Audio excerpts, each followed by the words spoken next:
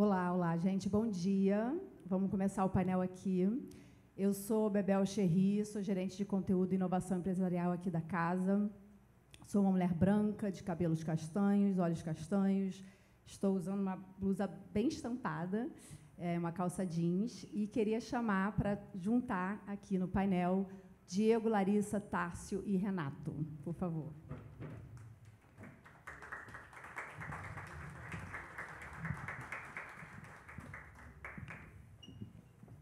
Então, gente, já que estamos aqui, eu queria que vocês primeiro se apresentassem para a plateia, né, dessem um oi aqui para antes da gente começar. Todo mundo tem microfone aí do lado? Renato quer... Oi, oi, oi. Posso? Eu sou Larissa, sou fundadora da Oficina Muda, sou uma mulher branca, cabelo castanho até os ombros, na altura dos ombros, estou vestindo uma calça jeans, uma blusa branca e um blazer mostarda. Bom, é isso. Alô? Bom, vamos lá. Eu sou Renato Paquet, sou fundador da Pollen, embaixador da Capitalismo Consciente aqui no Brasil e membro do Conselho de Competitividade aqui também do Sistema Firjan e diretor-presidente de Cleantechs da Associação Brasileira de Startups. Sou um homem branco, cabelos claros para escuros. Eu prefiro dizer que são escuros, mas minha mãe briga comigo. Falou que deu trabalho. Estou de camisa branca e calça azul. Bom dia a todos e todas. Eu sou Diego Francisco, sou um homem negro, de cabelos descoloridos. Estou usando uma roupa clara, creme, e um colar colorido e Iauanauá. Bom dia. Bom dia, pessoal. Eu sou o Tárcio. Faço parte do time do Casulo. Eu sou designer de produtos de formação e eu sou um homem branco, alto, careca. Estou usando um boné, camisa verde e uma calça bege. Legal, gente. Muito obrigada pela participação. Bom, gente, para começar esse painel, eu vou dar uma contextualizada, né, de por que a gente colocou esse painel junto, né, e convidou esses convidados ilustres. Então, hoje a gente, né, em meio a uma crise, ou melhor, emergência, né, urgência climática, ainda vivemos uma economia linear, né, baseada na extração da matéria-prima, transformação em produto e depois descarte. Na maioria das vezes, o ciclo de vida de uma coisa, um produto, termina quando essa coisa vai para o lixo.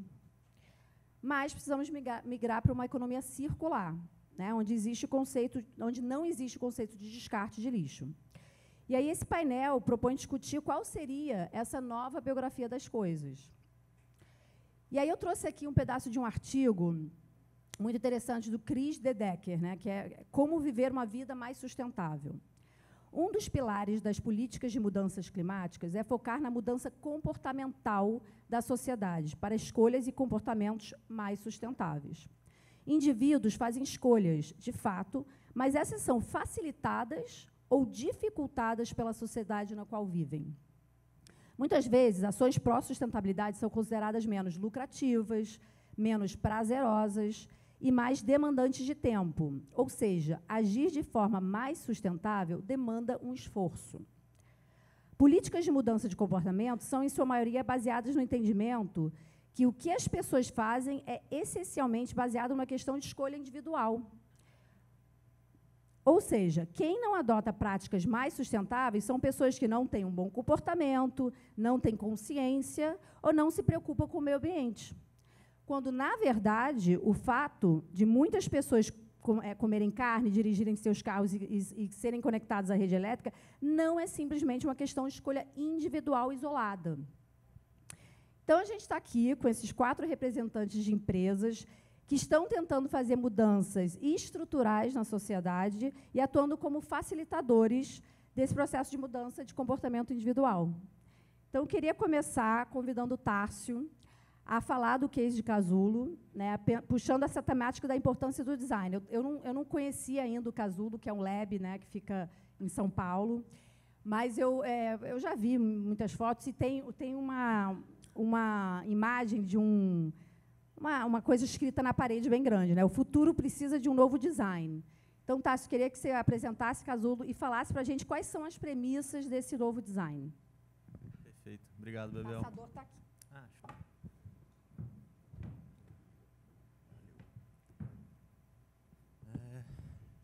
Bom, vamos lá.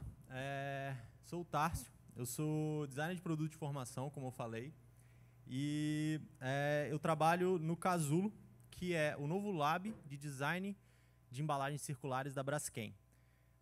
E o objetivo desse lab é justamente trazer a inteligência coletiva para poder pensar em novas embalagens para a economia circular. Ou seja, vamos botar todo mundo na mesa para poder redesenhar e repensar essas embalagens do futuro.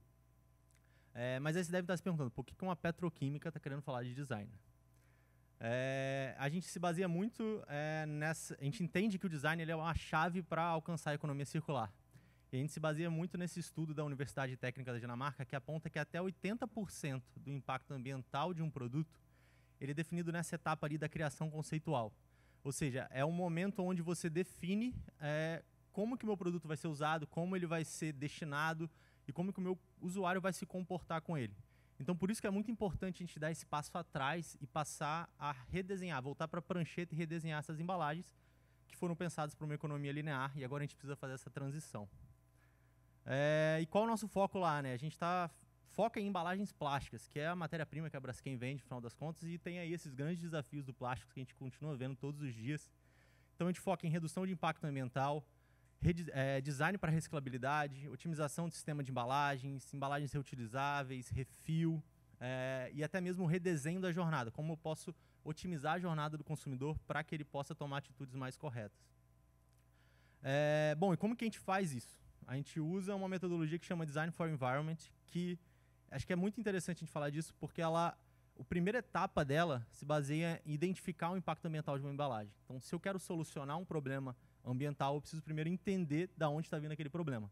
E a gente usa uma ferramenta muito poderosa, que é a análise de ciclo de vida, que te entrega ali, através de 15 indicadores diferentes, qual o impacto do seu produto. Então, desde o consumo de água até a emissão de CO2, o recurso de extração de recursos finitos e todos esses outros pontos ali que eu não sei nem falar alguns deles, mas são muito importantes ali para determinar qual o impacto daquele produto no mundo e como que a gente pode solucionar isso. Então, uma vez que a gente entendeu qual é esse problema, a gente tem um norte agora. Como que a gente vai atuar para solucionar esse problema? E aí vem toda a etapa de conceituação, design, manufatura e lançamento e realmente botar a embalagem no mercado. Bom, mas apesar disso ser muito interessante e ser uma ferramenta maravilhosa, a gente ainda continua vivendo grandes desafios das embalagens plásticas. Não sei se vocês viram, mas a Ellen MacArthur Foundation, Ellen MacArthur é a pessoa que cunhou o termo economia circular. E ela criou uma fundação que é justamente para poder ajudar as empresas a fazerem essa transição. E ela liberou no final do mês passado um report falando que as metas até 2025 do compromisso global de redução de resíduos plásticos não vão ser atingidos. Ou seja, a gente ainda tem muito desafio pela frente. Por que não vai ser atingido? Né? Por que a gente não consegue tão fácil chegar nessas metas? Porque a gente ainda está no modelo de economia linear. Essa é a forma como a gente consome e vende produtos hoje ainda. Ainda é o status quo. Infelizmente, a gente não chegou no modelo mais otimizado. Como é que ele funciona? Né? Você tem um processo de extração de recursos naturais até o consumidor, onde você vai agregando valor naquele produto, naquela embalagem. E a partir do momento que o consumidor consome aquilo, isso passa a ter uma grande e imediata perda de valor. Ou seja, todo aquele valor que você dedicou, esforço, energia e mão de obra, isso vai se perder porque você não criou uma forma que isso possa ser reintroduzido na cadeia. Bom, e qual a solução para isso? A solução, em teoria, é uma economia circular. Ou seja, onde a gente pensa num modelo que eu posso reagregar novas funções ou reintroduzir esse material na cadeia, seja através de reuso, manutenção, remanufatura e reciclagem.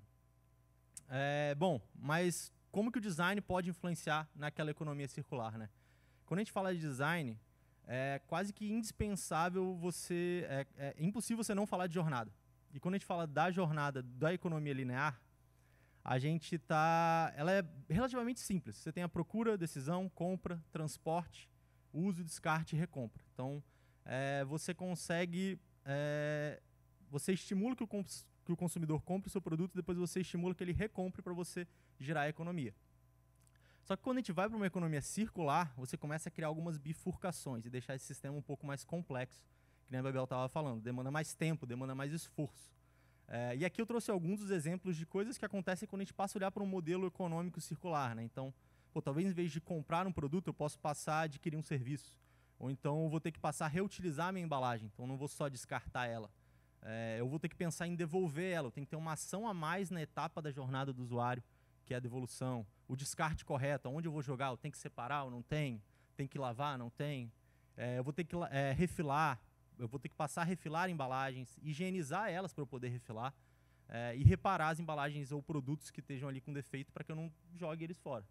Então isso tudo cria novas demandas para o consumidor, para o usuário final, e o mais interessante, isso começa a despertar começa a mostrar que a gente vai ter alguns stakeholders invisíveis em todo esse processo. Então, antes, para você ter numa economia linear, você tinha muito bem definido ali quais eram os stakeholders para fazer o seu modelo de negócio funcionar. Quando a gente olha para a economia circular, a gente começa a perceber que tem pessoas ali no meio que vão fazer total diferença para o meu modelo funcionar. Então, eu passo a ter que olhar para os cooperados das cooperativas, que vão ressignificar esse meu material no fim de vida. O motoboy pode ter um papel fundamental para poder retornar com a minha embalagem ou com o meu produto para a empresa. E até mesmo os porteiros. Um porteiro pode ter um papel fundamental de fazer a triagem ali no prédio e poder destinar uma embalagem reutilizável ou não. Então, esses stakeholders que a gente nunca parou para olhar vão ser super importantes na economia circular. Bom, mas e por que o design, né, é tão importante? Porque o design tem esse poder de ter esse olhar sistêmico e a empatia de trazer todo mundo para a mesa e pensar uma solução que seja funcional para todo mundo, seja para o consumidor, para a cooperanda, para o motoboy, para o porteiro, para a empresa e para os funcionários. Mas a gente está aqui para falar de futuro, e aí eu queria trazer algumas das provocações que eu acho, na verdade, como eu imagino que vão precisar ser as embalagens plásticas no futuro, e as que não tiverem dentro desses 3 principais temas aqui, eu acredito que elas não vão ter força para se manter no mercado, né? Então, primeiro a gente precisa passar a agregar valor para o fim de vida da cadeia. Se a embalagem não agrega valor no fim de vida da cadeia, ela não vai ter como se sustentar num modelo de economia circular. Outro ponto é como que a gente faz para estender o ciclo de vida dessa embalagem. Como que eu posso garantir que ela vai ficar o máximo do tempo possível ali sendo usada e reaproveitada até que ela possa ser redestinada para recuperação. E, por fim, que seja proveniente de fontes renováveis. Então, como que eu uso biopolímeros ou outros tipos de fontes que não sejam finitas, como a extração de recursos fósseis, para garantir que a gente continue tendo essas embalagens plásticas de forma mais sustentável. Bom, mas o design, eu acho que ele tem um potencial de ajuda muito forte nessas 2 primeiras. A última ali é um lado um pouco mais técnico. E eu queria focar nessas 2 primeiras aqui, como que, através do design, a gente pode provocar mudanças tão significativas na vida de um produto. E eu vou trazer alguns exemplos que eu acho que ilustram isso, através de agregar valor para o fim da cadeia e estender o ciclo de vida de um produto. Aqui é um exemplo que eu trago de redesign de embalagem, né? Para reciclagem. Então, na embalagem da esquerda, vocês estão vendo no caso de vocês da direita, vocês estão vendo uma embalagem que tem uma serigrafia direto na garrafa PET. E a da esquerda vai ter um rótulo adesivado. E aí, quando você olha para o ponto de vista de sustentabilidade, você vai pensar de cara, a solução que tem menos impacto talvez seja a solução da serigrafia, porque eu tenho menos resíduo. Mas quando você olha da perspectiva da cooperativa, a do rótulo tem muito mais valor agregado para ela. Porque na cooperativa, o resíduo do PET cristal com impressão vale 0. E o resíduo do PET cristal limpo vale entre R$ 3 e R$ 4 o quilo do resíduo. Ou seja, você, através de um simples ato de redesign de embalagem, você pode mudar completamente a forma como o seu resíduo vai terminar a vida dele. Então, é uma coisa que normalmente nunca esteve no briefing de desenvolvimento de um produto. Mas para a economia circular isso passa a estar em pauta, né? A gente precisa entender quais são essas mudanças. E às vezes são mudanças simples, banais, mas que fazem toda a diferença. Até, por exemplo, como que eu posso mudar a cor do meu produto para poder passar a absorver mais material reciclado. Então, se eu boto como inegociável a cor do meu produto, é o meu alicerce ali, é o meu ícone de marca, será que eu vou conseguir conseguir absorver PCR num branco super branco? Será que eu não posso mudar para uma cor um pouco mais suja ou um pouco mais bege ali, ou até para um preto para poder absorver mais material? Então, esse tipo de coisa são mudanças que a gente pode fazer para poder redesenhar produtos para uma nova economia circular. Aqui é o exemplo de reuso, né? Não sei se vocês sabem, mas a maioria dos produtos de limpeza são em torno de 5% de produto para 95% de água. Ou seja, você está comprando água, basicamente. Então, por que eu tenho que mandar água para casa do consumidor? Mais de 90% da população brasileira já tem água encanada em casa. Será que eu não posso mandar o refil e você reinvasa em casa? E aí eu estou economizando pegada de carbono, emissão de gases de efeito estufa durante toda essa etapa de transporte para uma coisa que todo mundo já tem fácil de acesso. E por fim aqui um redesign para serviço, um exemplo, né? Pô, essa empresa Repack, ela existe lá na Europa e ela simplesmente baniu, ela veio como uma solução para as embalagens descartáveis de delivery. Então eu passo a ter uma embalagem plástica que é reutilizável, que eu posso reinserir lá na cadeia. Então eu devolvo essa embalagem no final e eu estendo o ciclo de vida dela. Então a embalagem para de ser um ativo da empresa e passa a ser um ativo dessa empresa que presta serviço para a empresa de e-commerce. Então eu não preciso ter uma embalagem, eu preciso transportar o produto de um lugar para o outro. Então isso mostra a forma como o plástico pode ser usado de forma bem mais consciente para a gente chegar em soluções mais sustentáveis. E eu acho que é disso que a gente fala quando a gente fala de redesenhar, de que o futuro precisa de um novo design, são soluções mais voltadas para essa economia circular, mais pensadas para todos esses atores da cadeia. E é basicamente isso.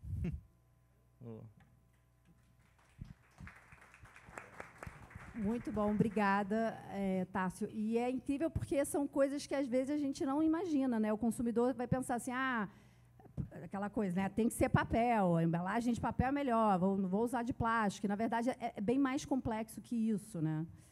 Muito bom. E aí eu queria passar agora para o Renato, da Pollen, para explicar, né? Também li aí nos seus materiais, tem uma ambição de revolucionar a maneira como as pessoas lidam com seus resíduos. Então, quais seriam os pilares dessa revolução, né? Qual seria uma nova biografia para uma garrafa de plástico, por exemplo? Essa garrafa que está aqui, né, que a gente está consumindo, que talvez não vá parar numa cadeia de reciclagem. Qual seria essa nova biografia? Como é que você ambiciona essa revolução? Boa, Bebel. Acho que tem alguns pontos de vista, né, para a gente pensar sobre quando a gente quer revolucionar um produto ou um material. Eu gosto muito da autorresponsabilização. Acho que uma nova biografia para uma garrafa se escreve no meu ato de escolha em consumir e descartar. Eu acho que uma das primeiras coisas que a gente precisa fazer hoje para a gente ter essa revolução de fato, para a gente conseguir reciclar ou para a gente tomar escolhas conscientes é a autorresponsabilização, pelo simples fato de uma garrafa de plástico ser um ser inanimado. Ela não vai parar no oceano se eu não jogar. Ela não vai parar no rio se eu não jogar. E, da mesma forma, ela não vai para um aterro sanitário se eu descartar corretamente e enviá-la para um ciclo, né, de reaproveitamento. Então, eu acho que a gente passa por um processo muito forte na sociedade de transferência da culpa. Eu não reciclo minha embalagem, não faço aquilo que eu deveria fazer, a culpa é do material que não some na minha frente quando eu jogo ele no lugar inadequado. Então, é sempre pelo princípio da autorresponsabilização. E, naturalmente, a partir desse processo da autorresponsabilização, aí sim, a gente passa por um processo de construção de cadeia. O que eu chamo de construção de cadeia? Dado que a pessoa quer descartar corretamente, ela sabe, eu preciso construir os elos que vão fazer com que aquela embalagem retorne ao ciclo de vida. Aí sim, pensando em redesign, para que ela tenha, por exemplo, só um tipo de material e não dois tipos de material, por exemplo, como essa. Então, você tem aqui PET e você tem um polipropileno aqui em cima. Ou um polietileno de alta densidade, talvez. E teria um rótulo aqui, que também seria de outro material. Então, tem 3 tipos de material dentro de uma mesma embalagem. Isso é um problema para o ciclo de reciclagem? Não, isso não é um problema. Desde que, claro, eu já tenha construído na minha cadeia o processo que, chegando lá, eu preciso ter como extrair o PE, preciso extrair o PP e preciso ter o PET segregados. Essa construção está feita. Mas, é claro, a gente depende de investimento nessa cadeia, a gente depende de fazer com que isso aconteça. Hoje, o Brasil, para quem não sabe, recicla só 3% das 88 milhões de toneladas que a gente produz anualmente de resíduo. Para quem gosta um pouquinho de número, isso é uma projeção, toda projeção tem desvio padrão, eu vou botar aqui um de 2%, ou a gente recicla 1% das embalagens que a gente coloca no mercado, dos resíduos que a gente coloca no mercado hoje, ou nós reciclamos 5%. Isso é miserável da nossa parte autorresponsável. A gente tem que fazer e deveria ter na nossa casa esse senso de que eu preciso fazer a minha parte para eu não precisar ficar apontando para o outro e ser covardemente, ter uma atitude covarde e apontar para um material, para uma embalagem, dizendo que a culpa é dela, que não foi feita para que eu faça a reciclagem. Então, a gente tem diversos cases apontando para isso. Então, por exemplo, a lata de alumínio hoje é um case global no Brasil. A gente, pelo ano passado, a gente reciclou mais de 390 mil toneladas de lata aqui, foram 33 bilhões de latinhas. Pela primeira vez, o Brasil reciclou 100% das embalagens de alumínio que produziu aqui, o que é incrível. E a embalagem, a latinha, desde 89, quando a primeira embalagem foi produzida aqui no Brasil, já existia o conceito de eu vou montar uma fábrica de lata, eu preciso ter um centro de coleta e eu preciso ter uma recicladora. Então, a indústria ela não veio só produzir a embalagem, ela já veio para o circuito fechado dela. E ela é pensada para que ela seja reciclada no final, né? Então, você tem só um tipo de material, você tem tintas e vernizes ali que saem no processo de reciclagem, que são reaproveitados também no ciclo produtivo, e você consegue, então, ter uma embalagem 100% reciclável e, mais importante, 100% reciclada. Porque a gente pode ter todo o trabalho da Casulo ajudando todas as empresas gratuitamente a fazerem embalagens que sejam 100% recicláveis. Isso não significa que elas serão 100% recicladas. Então, é muito importante que a gente faça essa distinção. O segundo atributo dela depende da gente. Então, ela pode ser reciclável, e o segundo atributo, que é ser reciclada, depende de mim. Então, acho que todo o case que a gente tem que falar sobre, né, desimpacto de cadeia, sobre neutralização de impacto, sobre tudo isso, exige sim que a gente construa infraestruturas e exige também que a gente construa o que eu chamo de desenvolvimento pessoal, talvez autoconhecimento, né, de saber que eu sou o único serzinho responsável pelas minhas ações. E aí, com isso, a gente traz um case da Pollen, que é essa empresa que eu fundei lá em 2017. A gente é uma startup e é uma clean tech. Clean tech são startups que têm a sustentabilidade no seu core business. Então, tudo que a gente faz, em todas as ações, naturalmente a gente gera impacto. Então, o impacto ambiental é algo atrelado às nossas ações e, por isso, eu adoro falar que a gente é capitalista pra caramba, a gente é investido por fundos de venture capital que aportam dinheiro na gente, porque a cada real que eu faturo aqui dentro, a cada novo patamar de faturamento que eu faço aqui, eu estou gerando impacto na cadeia. Então, eu falo que o nosso sonho é ser a maior empresa de conservação ambiental do mundo, sem a gente precisar necessariamente plantar uma árvore, justamente porque tudo que a gente faz aqui dentro gera impacto positivo para o meio ambiente, para pessoas e também, acho que de uma forma geral, para o planeta, né? A gente tem ali um Startup Awards Impacto Social, a gente foi Braskem Labs também, participamos lá do Braskem Labs, a gente tem prêmios de tecnologia, prêmios de impacto social, prêmios de, enfim, de melhor startup B2B, de mercado e etc. Isso tudo mostrando que cada vez mais eu queria muito, né, um desejo meu, que cada vez mais as pessoas olhassem para empresas de impacto e não vissem essas empresas como necessariamente aquelas que a gente chama de abraçadoras de árvore, né, que a gente acha que é uma empresa que funciona como uma ONG, ou que ela precisa de ajuda, ou precisa de etc. Não, a gente está aqui oferecendo um serviço, um produto como qualquer outro que existe, né, e lidando da mesma forma com as indústrias. Então, trabalhando dentro de todo esse modelo. Então, nossa função foi muito, lá no começo, percebendo que as indústrias queriam fazer a sua parte, percebendo que elas queriam neutralizar o impacto de embalagem, percebendo que elas queriam comprar material reciclado, mas, cara, o meu core business é fazer garrafa. Não tenho como montar toda uma estrutura ou não tenho como financiar toda uma estrutura para que eu faça com que eu consiga aqui reciclar, né, ou fazer o meu processo de desimpacto da minha cadeia. Então, eu falei, cara, a única coisa que a gente precisa fazer é tornar isso muito fácil para elas. E aí, a partir desse momento, passa, sim, a ser uma opção da empresa fazer ou não fazer. E isso vem por construir uma estrutura que hoje atende, né, todo o país. A gente tem operações, então, em todos os estados brasileiros, para que empresas de qualquer lugar, de qualquer estado brasileiro ou empresas que colocam produtos em todos os estados, elas possam fazer o seu desimpacto através de alguns cliques ali dentro da nossa plataforma. Como é que isso funciona, né? A gente tem, então, mais de 250 operadores, que são aqueles gestores de resíduos, cooperativas, gestores de resíduo que recebem resíduo na sua casa, da sua casa, fazem a separação desse material e vendem para uma indústria. Tá? Então, esse processo da reciclagem em si. Então, para quem não sabe, hoje no Brasil a gente tem mais de 1 milhão de catadores e catadoras de materiais recicláveis dentro de cooperativas e um número equivalente a esse de catadores autônomos que trabalham na rua, fazendo com que a nossa não autorresponsabilidade não tenha consequências piores. Então, a gente depende deles para que façam isso. Para vocês terem uma noção, quando vocês virem algum deles passando pela rua, a renda média deles hoje no Brasil é de R$ 960, abaixo do salário mínimo. Então, o mínimo que a gente pode fazer é o nosso esforço para ajudar essa galera que ganha muito menos do que o mínimo e está limpando a besteirinha que a gente faz no nosso dia a dia. Então, como é que funciona esse negócio, né? Então, eu tenho indústrias fabricantes de produtos embalados, e aí vou usar o case da nossa biografia da PET aqui. Então, eu tenho uma empresa que fabrica um produto embalado em PET, ela coloca uma determinada quantidade de embalagens no mercado, ela declara isso dentro da plataforma da Pollen. Então, a gente sabe quantas toneladas de PET ela precisa neutralizar em cada estado do Brasil. Isso, naturalmente, gera uma ordem para ela pagar, então ela faz o pagamento por esse serviço de neutralização dessas embalagens. Do outro lado, eu tenho os operadores de reciclagem, que são gestores e cooperativas ali que tratam esse resíduo efetivamente.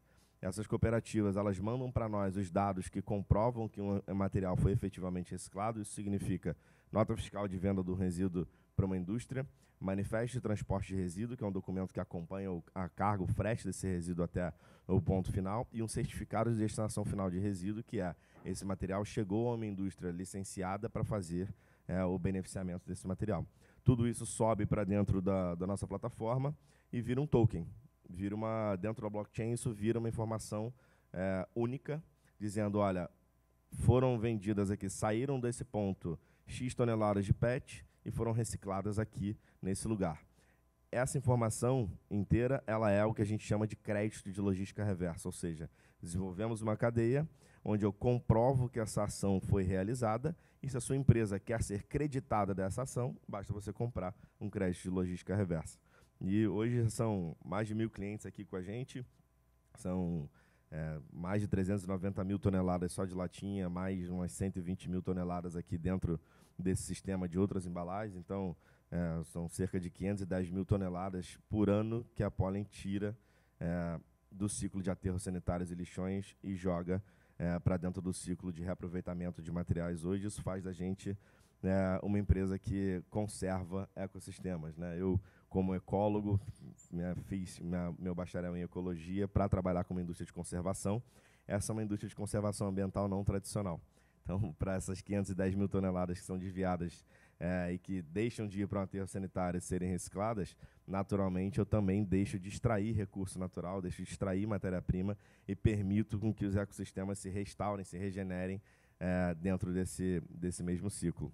Então, é um pouco da forma, Bebel, como a gente escolhe escrever biografias aqui na Pollen, né? A gente ajuda as empresas e as pessoas a tomarem melhores decisões, e a gente quer cada vez mais que a autorresponsabilização não seja uma culpa, mas sim uma ferramenta muito importante da virada que a gente quer fazer para que as empresas, né, para que as nossas ações reflitam naquele futuro possível e naquele futuro que a gente deseja, né? Tem uma frase de Victor Hugo, uma máxima talvez de Victor Hugo que eu gosto muito, que não há nenhuma ideia, não há nenhuma força, por maior que ela seja, nem o maior exército do mundo ou qualquer outra guerra que a gente queira fazer para barrar uma ideia cujo tempo chegou. E, para mim, a economia circular, a conservação ambiental e a reciclagem são essa ideia que chegou e nada pode nos parar.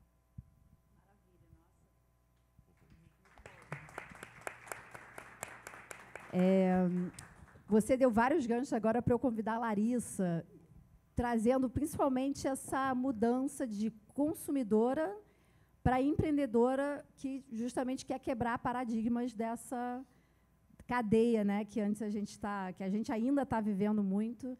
Então, Larissa, por favor, conta aí como é que é a história da Oficina Muda. Legal. Bom, antes de iniciar a história, eu acho legal contar que essa é uma história da minha vida. Ela passa pela minha infância e, principalmente, falar que é o encontro com o meu propósito de vida, né? A Oficina Muda, ela é uma empresa familiar.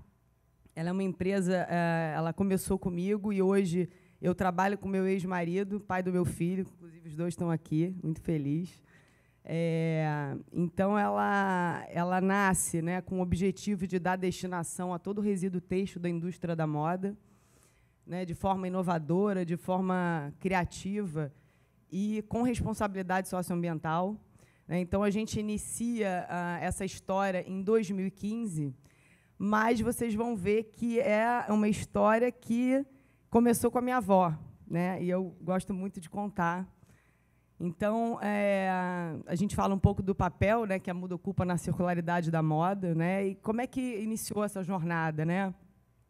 Eu sou carioca, né, sou mãe do João Pedro, sou filha da Márcia Valéria e neta da Joana Maria de Jesus, né? E por que eu trago essas duas mulheres?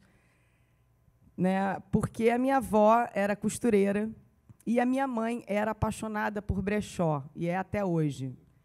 Então, eu, desde muito pequena, ia com a minha mãe para todos os brechós que vocês possam imaginar no Rio de Janeiro. E o brechó com a minha mãe era uma grande brincadeira de caça ao tesouro, né?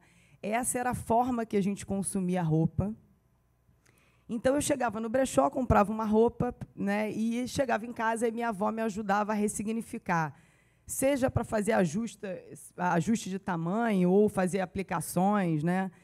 E eu comecei a treinar muito meu olhar para isso. Então, o que eu mais gostava, né, era, final de semana, ir com a minha mãe para algum brechó, né?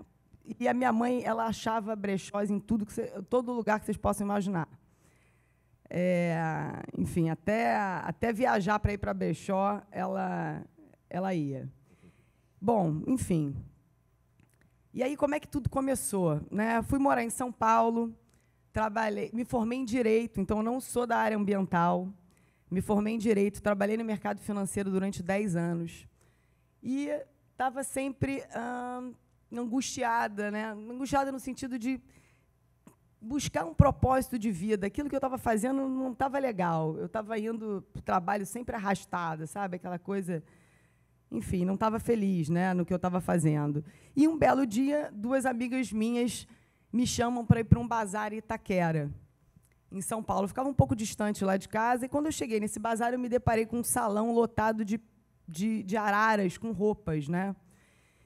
E eu sempre gostei de oportunidade, né? E aí me deparei com... No fundo desse bazar tinham caixas de papelão, e, numa dessas caixas, né, essas caixas tinham um papel, como se fosse um espelho, escrito refúgio. E aquilo me chamou a atenção, né? E aí eu falo como é que uma caixa mudou meu mundo. E aí eu fiz um Google na hora, eu falei, gente, o que é refúgio? E aí as minhas amigas, Larissa, tanta roupa aqui, você quer saber o que tem dentro de uma caixa? Eu falei, gente, eu quero saber o que é refúgio. E aí eu vi lá, estava escrito roupas que não prestam, restos, né? E aí eu busquei informação com a menina, né, a responsável pelo bazar, e aí ela falou para mim que essas caixas, essas roupas foram selecionadas para serem incineradas. E aí aquela palavra, eu falei, meu Deus, não é possível, vão tacar fogo em tudo. E aquilo me chamou muita atenção, e eu fui para casa muito angustiada com isso, e aí pensei, gente, eu preciso... Opa, preciso voltar aqui. E aí, 2 dias depois, eu voltei para esse espaço, né, para esse bazar, com uma ideia, né, de comprar essas peças e ressignificar. Cheguei para ela e falei assim, olha, eu tenho um projeto. Naquela época, em 2014, 2015, a gente pouco falava sobre upcycling, né, sobre enfim, ressignificar peças, né? E aí eu voltei com esse projeto, falando que eu queria comprar todas essas caixas e começar a ressignificar essas peças. ela relutou muito, mas acabou que eu consegui comprar tudo. E é assim que começa a Oficina Muda. Né? Então, para quem não conhece, né, a upcycling, que é o que eu falava que era reparo, ressignificar, é o processo de transformar, né, de forma criativa, materiais no final da sua vida útil. Então, quando eu abri essas caixas, né, por que me remeteu à minha infância? Eu peguei um vestido e ele estava todo furado na barra, queimado. Né? Os vestidos, quando ficam muito tempo na vitrine, eles acabam, com uma luz muito forte, eles acabam queimados. Né? Diego, que trabalha com moda, sabe, né? Zíper estourado, enfim, todo tipo de defeito, mancha. Né? Essas peças todas elas são deletadas pela marca, vira refúgio mesmo. Né? Então, a ideia era pegar tudo isso. Eu já tinha uma ideia do que fazer. Toda peça que eu pegava, eu falava, eu consigo consertar isso, eu consigo fazer isso, eu consigo. Então, a ideia, na verdade, era eu vi negócio nisso. Né?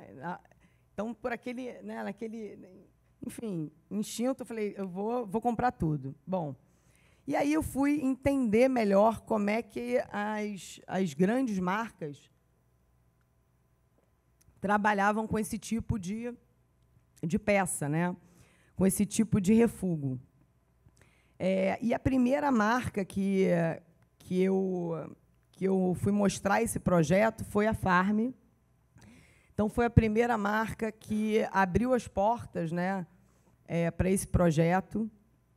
E a ideia era pegar uma quantidade pequena de peças, ressignificar, né, contratar costureiras, ressignificar e colocar novamente para o mercado, né, novamente na circularidade, né, vender essas peças. E aí, a Farm, no começo, a gente iniciou com 1.000 peças, logo depois 2.000, 5.000, enfim. Hoje, a gente, além da Farm, a gente cuida de todo o resíduo têxtil da Farm, tá? Tanto matéria-prima acabada como resíduo têxtil também, né?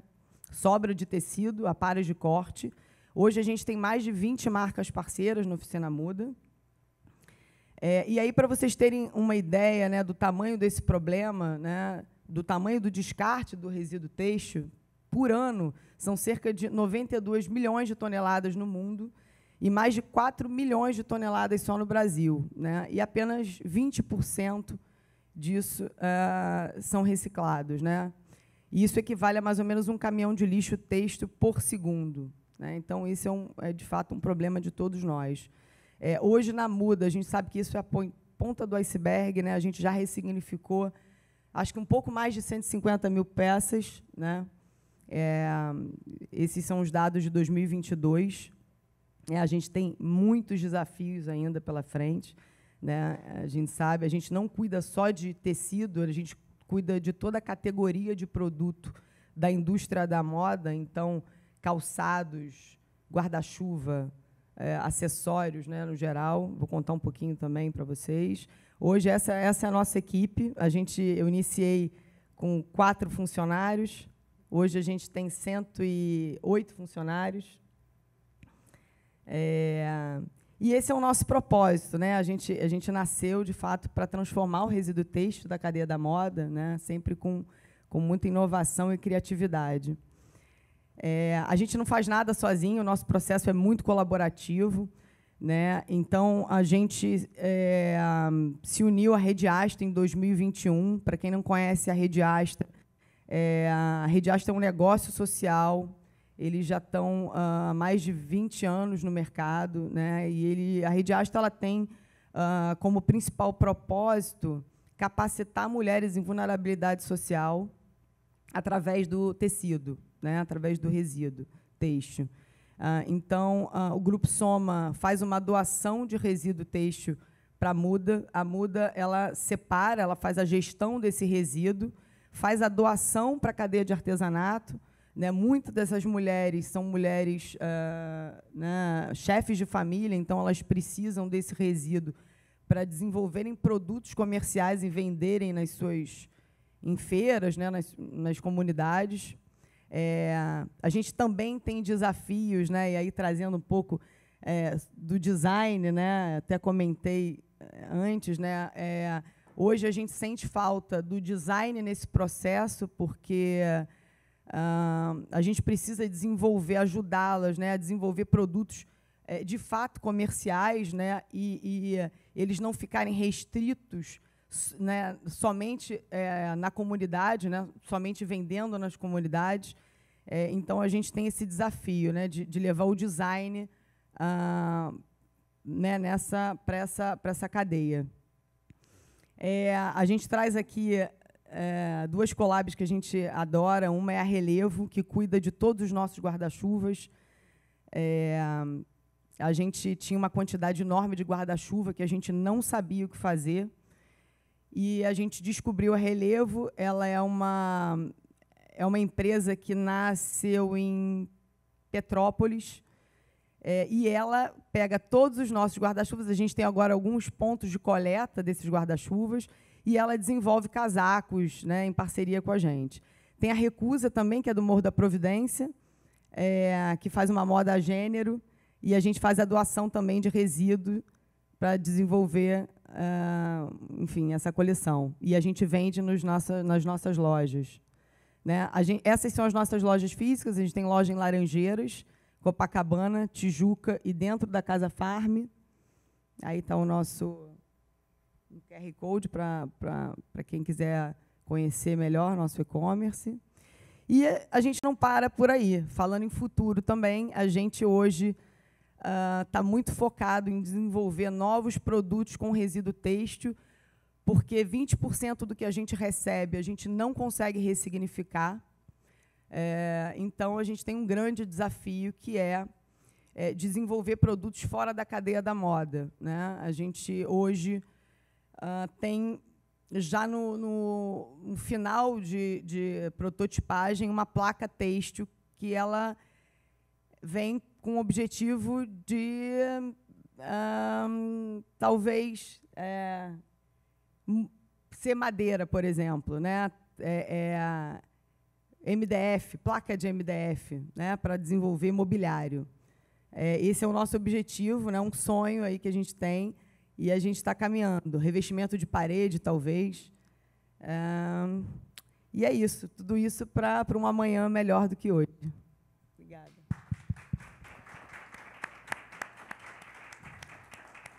Muito obrigada, Larissa. E aí, finalmente, queria convidar o Diego, que foi, né, que é Head Marketing da marca, que é a Farm, que foi a primeira a embarcar na oficina Muda, né?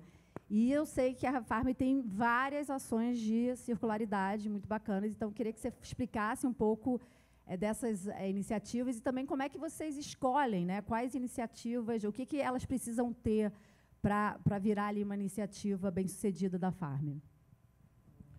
De novo, bom dia a todo mundo, né? Eu acho que a Farm ela vem há alguns anos, né, investindo num processo de apoiar um processo circular, né? Eu acho que quando a gente está na ponta de um mercado que consome freneticamente, né, que é o mercado da moda, e que a gente tem uma empresa e uma marca, né, que tem grandes números, que tem dentro do seu processo, né, e da sua cultura, valorizar os grandes números, eu acho que a gente começa a entender que existe aí um problema, né? Eu acho que essa é a primeira coisa. Então, a gente olha para esse problema e a gente quer entender e tenta entender o que a gente pode fazer no meio dele, porque esse negócio ele tem um formato, ele tem uma razão. A gente tem uma marca, né, que trabalha com o desejo a todo momento. Então, assim, a gente gosta que as pessoas consumam a nossa marca. A gente gosta da fila na porta, a gente lança uma vitrine por semana. Então, o que a gente pode fazer para não só compensar, né, mas eu acho que para colaborar e para mudar também uma mentalidade de consumo, desse consumo. E a gente começou, há quase 7 anos, um movimento de olhar para dentro e entendendo nos pequenos passos como a gente poderia colaborar, né, com a redução desse consumo, como a gente podia cuidar desses resíduos, como a gente podia cuidar primeiro do que a gente produzia e depois como é que a gente compartilhava com o nosso público consumidor uma nova mentalidade, porque eu acho que isso faz muita diferença, né? Primeiro, eu vou precisar convencer de muitas formas as pessoas a entender que esse é um processo irreversível, né? Eu gosto sempre até de falar, né, quando eu vi o tema desse painel, que a gente fala da nova biografia das coisas, é impossível falar de uma nova biografia das coisas sem falar de uma nova biografia das pessoas, né? Sem falar de quem a gente convida para essa sala para conversar. E eu acho que isso acontece dentro das empresas também. E esse é um processo importante. Quem está na mesa conversando para cocriar uma nova biografia das coisas, né? E é assim que a gente começa a pensar quem são os parceiros, né? E aí eu acho que a gente tem as grandes ideias, que a gente encontra e aposta, sem meio saber o que vai acontecer, né? Porque eu acho que é isso. O que vai acontecer? Vamos lá, são 1000 peças agora, vamos ver o que acontece disso, né? Ó, tá dando certo, vamos mais, né? Funciona. Com esse resíduo têxtil, o que a gente consegue fazer? A gente consegue criar uma coleção só de resíduo, né? Só olhando para o que sobrou, a gente consegue criar uma coleção, uma cápsula. O que dá para fazer? E aí a gente cria o Refarm, né? Como é que a gente convence a cliente de que ela pode comprar uma roupa que é desejo, que foi feita com uma estampa que ela já viu, com a sobra de uma outra roupa? Como é que eu junto essas estampas para fazer sentido e ainda assim fazer uma roupa bonita, especial, né, que todo mundo queira utilizar? Como é que a gente vai produzir um discurso, porque também é sobre a produção dos discursos, que façam com que as pessoas embarquem com você e que elas tenham orgulho de entrar, né, lá na Casa Farm, a loja conceito da marca no Rio de Janeiro, e você tem um corner da Oficina Muda.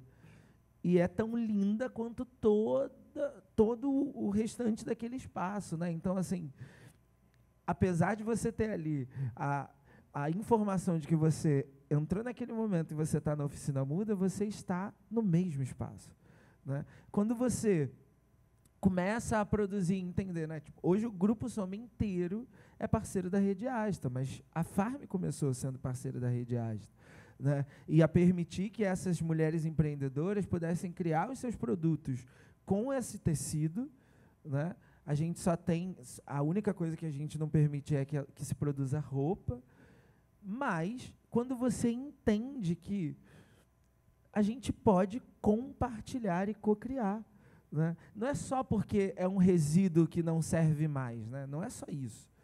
É você entender que, para além dessa marca, do branding e de tudo que você precisa também resguardar, você precisa cocriar novas possibilidades. E de muitas formas, né? Então, a gente cria o Refarm, que é um conceito que passa a envelopar um pouco também o nosso discurso de sustentabilidade. Então, a gente cria o Refarm Lab, que é a produção de cápsulas da coleção com sobra de matéria-prima. A gente passa a olhar para o nosso jeans, né, e mudar toda a forma que a gente trabalha com jeans. A gente educa os nossos fornecedores, então assim, tem um processo de troca contínua para que a gente tenha um algodão certificado, para que a gente tenha reaproveitamento de matéria-prima também no jeans que a gente vende. A gente começa a olhar para outros movimentos, né? Então, a Farm organiza o seu processo de sustentabilidade hoje pensando circularidade, pensando a natureza, pensando a cultura e pensando gente, né? Então, isso mobiliza os nossos esforços em como a gente desdobra todo esse trabalho para que ele faça sentido, para que a gente tenha uma narrativa que ela não é só a narrativa do negócio, da boa ideia, né? Ela é a narrativa que impacta na ponta de muitas formas. Hoje, a cliente da Farm aprende sobre sustentabilidade com a Farm, né?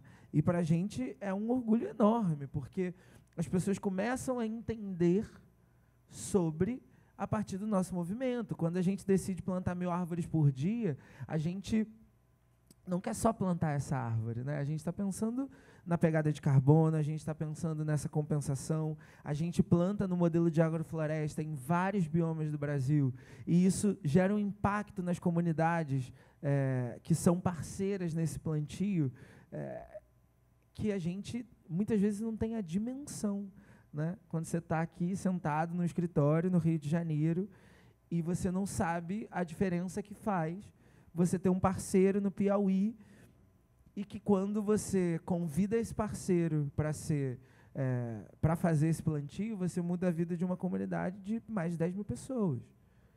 Então, pensar nessa nova biografia das coisas é também pensar em quem conversa com a gente sobre elas, né? A gente tem muitas ideias incríveis, interessantes e legais, né? E eu vi que, ao longo aqui também do festival, a gente falou de decolonialidade, né? E eu acho que a gente precisa pensar junto com quem a gente está cocriando.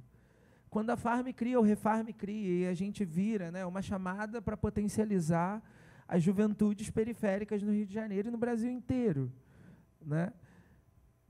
Como é que a gente se conecta com projetos que já são potentes, com gente que está pensando em circularidade antes do conceito existir, né? A Vanessa pensou, a Larissa lembra da mãe dela e da infância, assim, reaproveitar roupa, consumir o brechó antes de ser cool, né? Antes de estar nesse lugar da circularidade, é necessidade em muitas camadas no nosso país, né? E a gente não pode negligenciar que tem um monte de iniciativas criativas potentes girando num país como o Brasil, né? E aí eu gosto muito quando o Tárcio traz, né, os stakeholders invisíveis que não deveriam ser invisíveis, porque eles são a maioria desse país, se a gente pensar, né? É a galera que é a locomotiva da nossa economia. Então, quando a gente olha para esses stakeholders e quando a gente olha para essas culturas, quando a gente olha para a cultura circular que existe, que está numa camada, que uma marca, né, que tem um target, que tem um público específico, mas a gente pode encontrar outros caminhos e outros meios de se conectar com essas iniciativas, com essas potências, e a gente pode estar disponível para co-criar junto. Eu acho que quando a Farm pensa nessas novas possibilidades e nessas novas parcerias, a gente também está pensando em quem são as pessoas que a gente chama para junto, para co-criar esse novo futuro possível. É isso. Obrigado.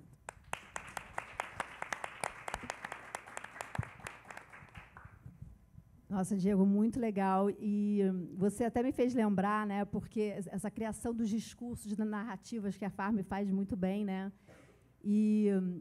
E as consumidoras das farms, né? Que eu trabalhei na Farm, gente, foi a minha primeira profissão lá, quase 20 anos atrás. E tinha as farmetes. Eu lembro que uma vez a gente fez um presente VIP, que era uma saia toda de retalho das estampas.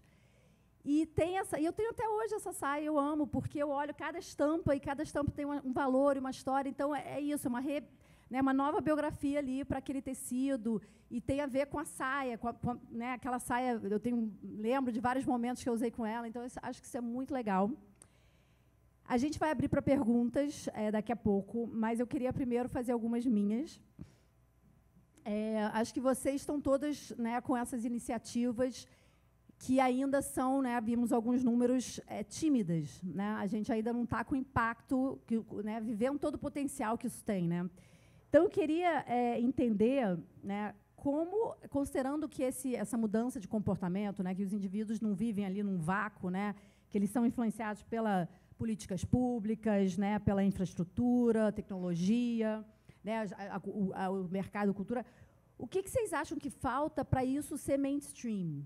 Vocês, assim, numa visão, né, de futuro, onde todas essas iniciativas sejam as dominantes, o que vocês diriam, se é que vocês já pensaram mais nisso, para isso ser o mainstream, né, do mercado? Posso responder? Eu acho que falta incentivo, né? Assim, eu acho que nós somos movidos por incentivos, né? Por incentivos, seja por premiação ou punição, né? E aí trazendo a ideia do cinto de segurança, por exemplo, né? Ontem até falaram disso de novo, né?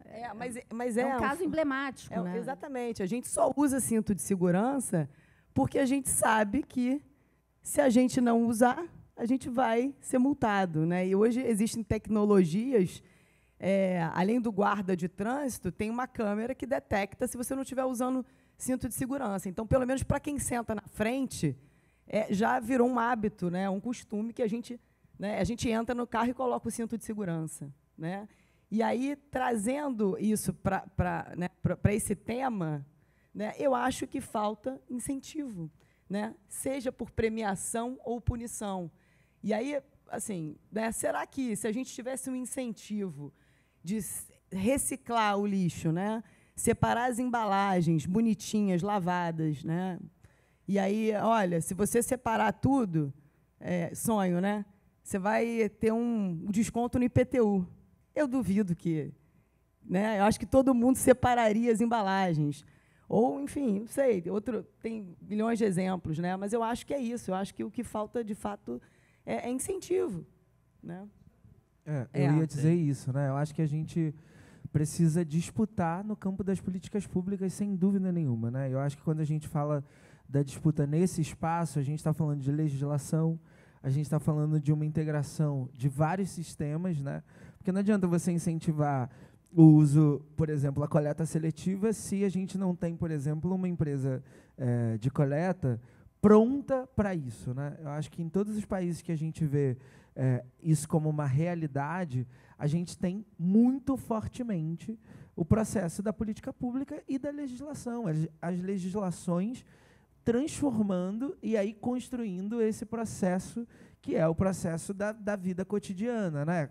Quando você tem a legislação que reduz lá a sacola plástica do supermercado, quando você tem a possibilidade, né, de pensar todo um sistema que está organizado também para receber esse processo, a gente começa a conseguir diluir nas camadas da sociedade que a gente precisa, né?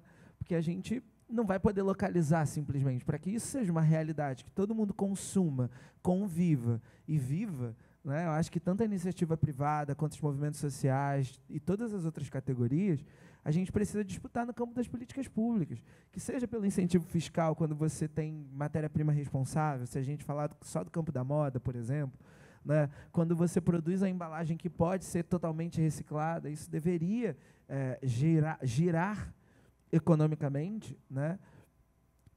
Como é isso, e aí como incentivo, né? Às vezes é benefício fiscal, são selos, certificações, enfim, como é que a gente começa a disputar no campo das políticas públicas as mudanças que vão se tornar cotidianas para a maioria das pessoas? Quer falar? Tá. Não, eu ia falar, lembrar que tem algumas iniciativas, mas é tudo muito tímida, né? A Light eu não sei se vocês já viram ponto de coleta. Eu já cansei de levar lixo meu, que aí eles pesam, aí você ganha um retorno no seu desconto na conta de luz, ou você pode doar para uma série de iniciativas, né? Mas é isso, é um retorno muito pequeno, né? Então, é um trampo ali, né, de você levar suas embalagens lá, aí tem um horário, eu já cheguei lá, dei de cara com a porta, não estava funcionando. Então, é isso, tudo acaba, é muito esforço, né? E eu já ouvi de muito consumidor também, assim, eu separo o lixo, mas na hora eles juntam tudo, no caminhão não junta tudo, não precisa separar, não. Então, é isso, é uma coisa sistêmica, né, que tem que ser feito, mas... É isso. Eu ia puxar o gancho da legislação, que eu acho que é interessante. Quando você para olhar, tem coisas que são simples, poderiam fazer uma baita diferença, mas a gente ainda está empacado em legislações antigas. Por exemplo, refilagem, quando a gente vai falar de embalagem. Hoje a Anvisa não te permite ir no supermercado reinvasar uma embalagem de amaciante, de produto de limpeza. Porque você está proibido, por lei, de reutilizar aquela embalagem. Se a empresa promover isso, ela vai ser multada. Então, vários países no mundo já fazem isso. O Chile, aqui do lado, é expert em fazer isso. E eles, inclusive, surgiu uma empresa lá que chama Algramo. E aí eu acho que é uma forma para esse que você estava falando, que é como que a gente pulveriza isso, né? Que é uma empresa que percebeu que a dor do consumidor era de poder... Os consumidores da periferia do Chile não tinham capacidade de comprar um produto inteiro de amaciante ou de produto de lavar roupa. E aí ele passou a vender num tuk-tuk produto a granel. E aí você pode comprar 10 ml, 50 ml. Isso é muito comum aqui no Brasil em ração PET, você vê nas periferias, o pessoal não compra, você não tem dinheiro para comprar um saco inteiro. Então você vai lá com a sua sacolinha, você pega uma sacolinha de mercado e você reinvasa. Não poderia ser uma sacolinha que você leva de casa, sei lá. As legislações deviam facilitar isso para a gente ainda está preso nesse modelo, né? Então acho que isso é um ponto, mas mudar o modelo de negócio das empresas é fundamental para virar a chave. Enquanto isso não entrar na forma como a gente vende o nosso produto, nunca vai virar o status quo, né? Então acho que essa mudança de chave aí, fundamental. Eu tenho um parênteses que não só não permitem os caras usarem, né, a refilagem de garrafa, mas como eu já vi em alguns grandes festivais aqui no Brasil, você não pode usar o mesmo copo para te servirem cerveja num festival. Eu fico revoltada. Não existe. Mas eu acho, Bebel, que para isso tudo virar mainstream, acho que falta tempo. Tô brincando. Mas eu acho que a gente tem que, de uma forma geral, acho que é muito emblemático assim, a pessoa que eu precisei me tornar e para que, por exemplo, o meu modelo de negócio fosse mais encaixado ali dentro da história, né? Vocês podem imaginar que eu, como ecólogo ali, eu adorava, né, caminhar, andar de chinelo, ser aquele cara super à vontade.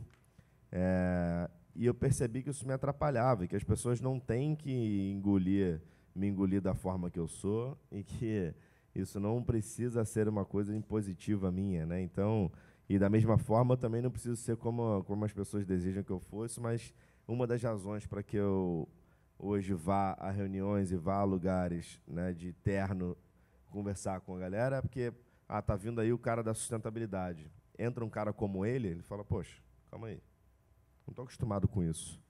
Como é que vem um cara da sustentabilidade, que eu estou sempre acostumado a ser aquele cara que chega aqui de cabelo X e não sei o que Y e que se veste de tal, o cara está como eu. E falando sobre negócio, falando sobre como eu vou gerar valor para ele, falando sobre como a gente vai lucrar junto. Então, tem uma frase na Pollen que é lucrativo ser sustentável, e se não for, não vai dar certo. Tem que se encaixar, eu acho que assim, a gente precisa sim mudar modelos de negócio, mas a gente precisa entender o modelo de negócio que existe hoje, né, que é o capitalismo. A gente está dentro dele, a gente não encontrou nenhum modelo que seja melhor que ele até agora, a gente precisa aprender como a gente faz que ele se torne um bom modelo, né? E não um modelo que eu gosto muito dessa frase, que não, a gente precisa fazer um modelo de capitalismo que salve o planeta. Eu acho muito bom isso, que é mais uma forma da gente fugir da nossa responsabilidade. A gente não salva o planeta coisa nenhuma. A única coisa que a gente faz é se salvar se a gente encontrar um modelo mais sustentável, porque a gente vai morrer todo mundo aqui, o planeta vai continuar, ele vai encontrar o equilíbrio dele de novo, né? Então, a gente precisa ter um modelo que sustente o nosso modelo de viver, a nossa sociedade. Então, para isso ser mainstream, eu acho que a gente precisa pensar um modelo, e é um transatlântico esse negócio andando. Ele não vai fazer uma curva de 90 graus em 5 anos. A gente precisa que isso vá mudando paulatinamente, a gente precisa ter paciência, esforço, resiliência para a gente conseguir manter esse processo para chegar até lá. Isso envolve, sim, mudança de modelo de negócio, mas isso envolve muito desenvolvimento, acho, dessas soft skills. Acho que a gente precisa ter um desenvolvimento pessoal para que a gente consiga lidar com diferenças e ter um senso coletivo de falar, cara, se a gente não mudar, a gente vai ter problema. Então, eu odeio dar informação sem dar crédito, mas eu não lembro o nome desse cara. Mas ele fez um estudo muito forte, assim, falando sobre os ODS, né, que a gente tinha um objetivo de 2030. A gente cumpria ali os 17 ODS da ONU e tal. A gente está muito longe disso acontecer, isso não vai acontecer, assim como o acordo do Alliance to End the Plastic Waste não vai bater meta de ter 100% das embalagens recicladas e recicláveis agora em 2025. E esse cara para e analisa e fala, bicho, a gente desenhou boas metas, né? Isso foi co-construído com a sociedade. E quando você olha para as coisas, você fala, cara, é impossível viver num mundo onde eu não tenho esses 17 objetivos aqui como objetivos de vida. E por que a gente não consegue atingir? E ele analisou, acho que foram mais de 4 milhões de pessoas, então um estudo com ele amostral bem interessante, e ele vê falando, cara, as pessoas não têm a capacidade de diálogo, elas não têm senso de responsabilização, elas não têm o altruísmo, a gente não tem senso de coletivo, então são algumas características que a gente precisa desenvolver dentro da gente para que nós tornemos atores e autores das ações que a gente precisa para atingir esses ODS. Então, ele veio e criou os IDGs, que são o que seriam as soft skills que a gente precisaria desenvolver nas pessoas para que a gente se comportasse como um coletivo e aí sim tivesse todo mundo remando para o mesmo barco e, naturalmente, a gente ia encontrar, né, como pessoas que dialogam, trocam e não tem nenhum problema em serem apontadas por seus erros e veem nisso uma oportunidade de ser melhor, não só para si, mas para a sociedade, seria um bom caminho. E eu gosto muito disso, acho que é uma virtude muito positiva do egoísmo, sabe? Eu querer me tornar uma pessoa melhor é a virtude do egoísmo para mim. Que se eu me tornar uma pessoa melhor, naturalmente, as pessoas que estão ao meu círculo, à minha volta, também terão uma pessoa melhor do lado delas. Então, eu acho o lado mais bonito do egoísmo. Se importem muito com vocês mesmo. Sejam egoístas para cuidar de vocês. É fundamental que isso aconteça. Eu acho que a gente falou muito de política pública, eu acho que é uma triangulação, né? Porque é isso também.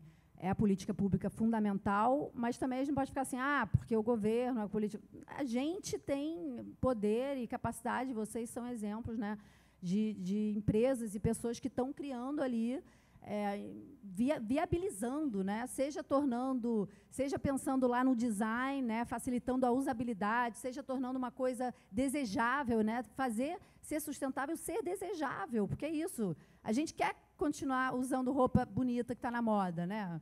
Aí a gente tem vai ter aqui um painel daqui a pouco sobre biofabricação. A roupa, porque ela pode ser uma roupa efêmera, que vai se desfazer porque vai usar um biomaterial, né? Indo contra aquela máxima de tenha poucas roupas que durem muito, né? Porque as pessoas querem ficar variando a roupa. Então, assim, abraçar também isso e pensar de uma forma inovadora, né? Mas, gente, queria abrir um pouco agora para as perguntas, por causa do tempo. A gente já tem aqui 3, acho que, várias, então vamos...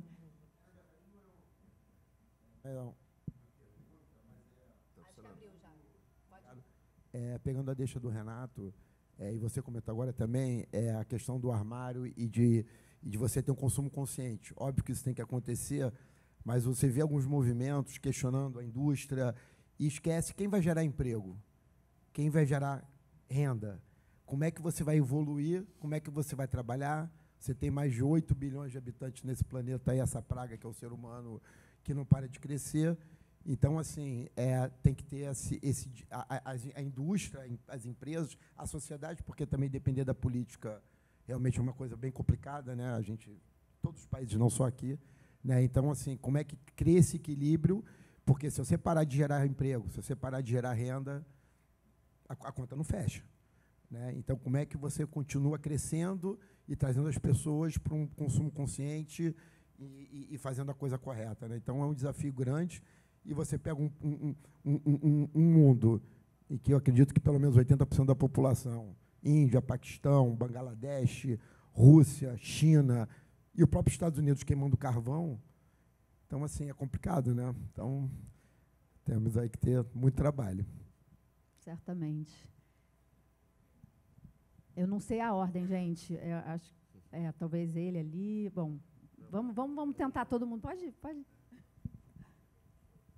Bom dia, bom dia. Eu fiz algumas anotações aqui, mas, na verdade, é mais para uma reflexão e provocação, né? Meu nome é Christian Matos, eu sou ativista ecossocial, né? Sou fundador da Change Factor, que é um coletivo de inovação aqui no Rio de Janeiro. A gente trabalha com sustentabilidade, com design, educação e estratégia, né? O capitalismo, ele transfere para o indivíduo a responsabilidade de problemas sistêmicos. A gente sempre percebe isso. O problema não é a mobilidade individual, é você que não tem um carro elétrico, então você tem que deixar de ter o seu carro a combustão e comprar um carro elétrico, né? Essa abordagem de compatibilidade do indivíduo, ela ganhou tração nos anos 70, né? E ela teve uma atração muito forte justamente com investimento em publicidade, principalmente para as indústrias de bens de consumo, as mais poluidoras que existem, né? Eu tenho essa abordagem como algo problemático, né? Porque transfere a responsabilidade de quem criou o problema para quem está consumindo, né? Claro, o consumidor tem uma grande parcela de responsabilidade disso, né? Mas ele é o elo mais fraco, né? A gente é bem menos livre do que a gente acha dentro da sociedade capitalista. A gente tem que ter consciência disso para conseguir criar soluções, né, de acordo com os possíveis cenários que a gente pode desenvolver. E isso é o mesmo que falar para a gente escovar os dentes com a torneira fechada, enquanto o agronegócio está gastando trilhões de litros de água. É ridículo. Né? É mais uma provocação mesmo. Né? A Coca-Cola, por exemplo, ela produz 200 mil garrafas plásticas por minuto. A gente está falando de 105 bilhões de garrafas por ano. Né? A abordagem de sustentabilidade dela, né, é fomentar cooperativas para reciclagem, mas ela não cria infraestrutura para o consumidor direcionar esse tipo de embalagem. E aí, o que esse consumidor faz? Né? Há diversas leis avançando na Europa, né, principalmente no Canadá. Eu estou muito feliz com esses avanços que a gente está conseguindo, porque existe um lobby muito grande dessas corporações influenciando as políticas públicas para elas que não avancem, para não prejudicar a margem de lucro desses negócios. Né? As soluções, a gente tem várias soluções disponíveis. Os povos ancestrais, né, eles dão aula, né, de civilização do que a gente pode construir. Então, essas soluções elas já são criadas, a gente só precisa valorizar elas e adotar elas, a gente precisa reinventar a roda. Né?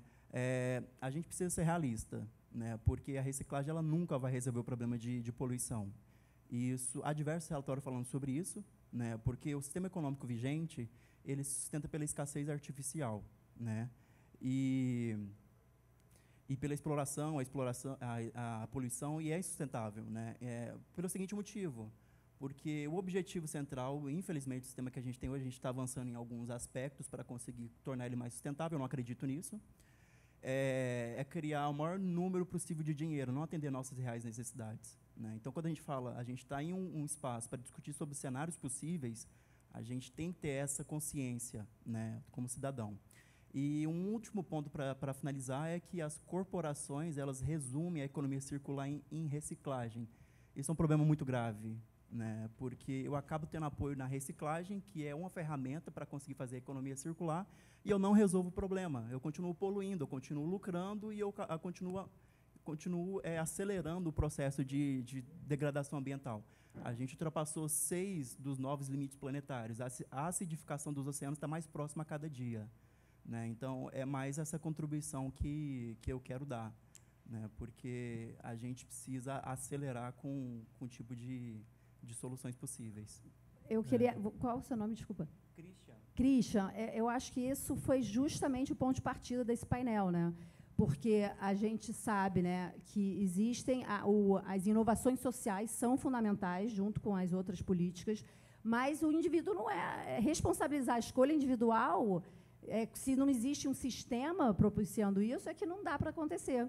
Então, exatamente, eu não sei se você estava aqui desde o começo, né, que eu li um trechinho desse artigo, né, como ter uma vida sustentável. Não adianta, né, porque as políticas hoje são muito assim, de culpabilização. Você não pode comer carne, você tem que andar no carro elétrico, você não pode consumir roupa. Mas a gente vive uma vida moderna, então assim a gente precisa que as empresas, que as políticas viabilizem uma infraestrutura que as pessoas possam ter, de fato, viabilidade para fazer as escolhas, né, mais sustentáveis, né? Então acho que é bem isso mesmo. Eu, como vocês viram, tenho uma visão muito centrada no indivíduo, né, para as transformações, mas eu gosto muito dessa dualidade, né, poxa, a culpa é da corporação ou a culpa é minha, ou o governo tem que promover uma política pública ou sou eu que tenho que estimulá-la, porque, no final das contas, tudo é feito por um indivíduo ou um coletivo de pessoas. É isso. E o teu dinheiro, cara, é o maior voto que você pode dar para qualquer modelo de negócio que você queira transformar. Todo dia você faz uma eleição do planeta que você quer. Se você está comprando de uma marca que está sendo direcionada para aquilo, bicho, isso vai acontecer. Tu está votando para que aquilo aconteça. Então, a decisão acaba sendo tua.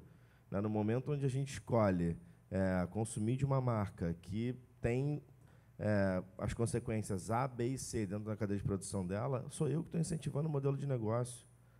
Então, é no indivíduo, sim, que essa transformação acontece, e a responsabilidade é minha também. É claro que, poxa, é permissivo fazer com que uma indústria possa fabricar poluindo e tendo tudo...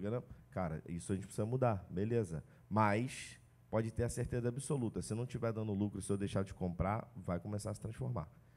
Vai começar a mudar. Como a gente vê essa coisa acontecendo? Isso não é um dado do Renata Data aqui.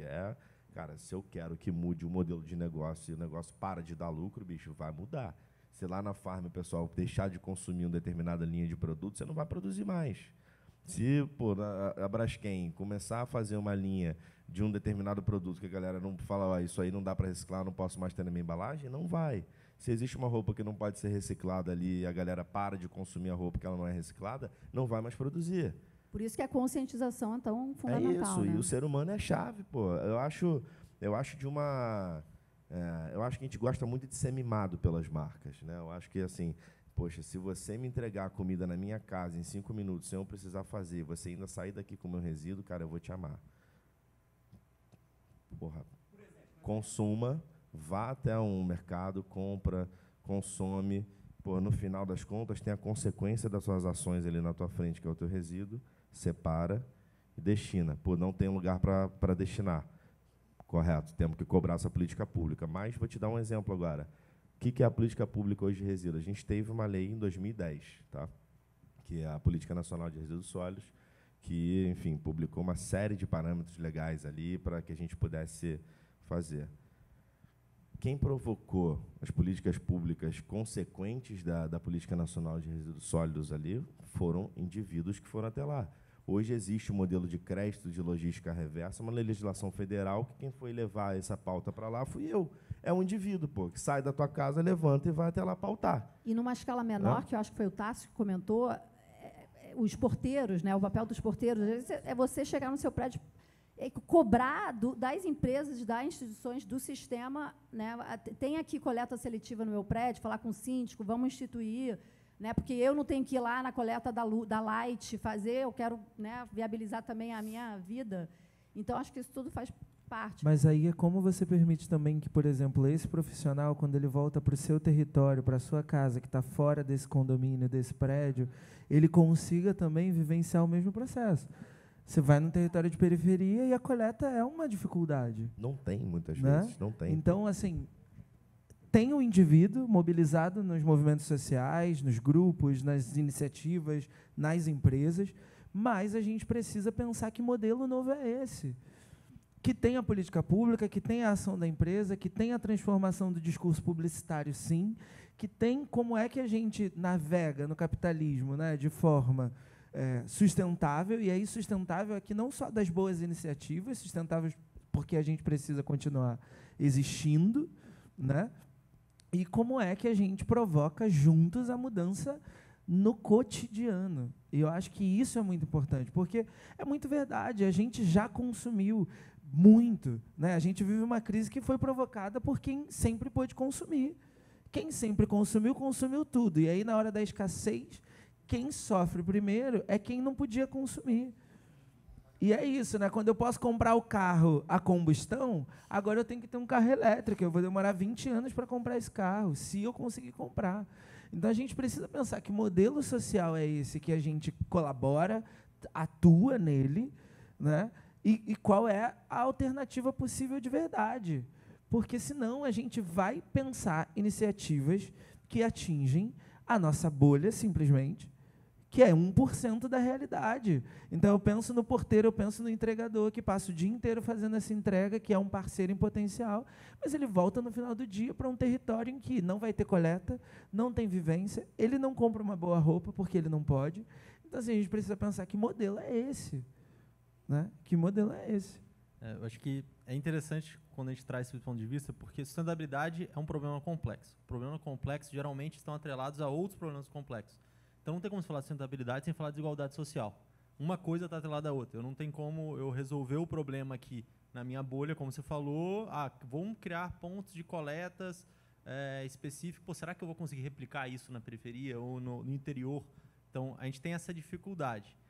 Mas eu acho que a partir do momento que começa a ter a provocação, as pessoas passam a entender que eu vou ter um fator de decisão de escolha se uma marca é sustentável ou não. Isso que já é o primeiro passo, assim, se eu vou consumir dessa marca, qual o impacto que ela está causando, o que ela está fazendo. Isso acho que é a primeira forma da gente começar a dar esse passo de estimular as pessoas a quererem mudar.